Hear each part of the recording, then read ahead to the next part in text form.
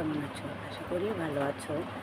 তো তোমাদের একটা উপদেশ দিই, যখন তোমরা ঘর থেকে বের হবা তখন তোমরা মোবাইল আর কানে হেডফোন ইউজ করবা না, ব্লুটুথ এগুলো ইউজ করবা না, ঠিক আছে?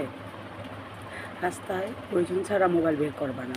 আর যখনই দূরে কোথাও যাবা তখন ব্যাগে এক বোতল পানি, তারপর হচ্ছে হালকা খাবার নিয়ে নিবা, কারণ সব জায়গা তো সব কিছু পাওয়া যায় না। তাই মানে তোমরা বিপদে পড়বা না, কারণ একটু পানি একটু খাবার খেলে তো তোমাদের মানে উপকার হবে, তাই না?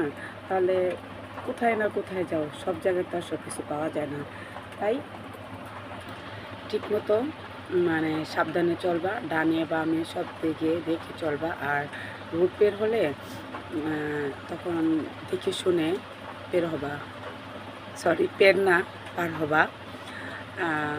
সময়ের চেয়ে জীবনের মূল্য অনেক বেশি, ঠিক আছে? তো আমি মনে করি এক ট্রেন চলে গেলে, এক বাস চলে গেলে আরও বাস আছে, তাড়াহুড়া কে দরকার? তাই দেখে শুনে পার হবা। ভালো থেকো তোমরা। আসসালামু আলাইকুম।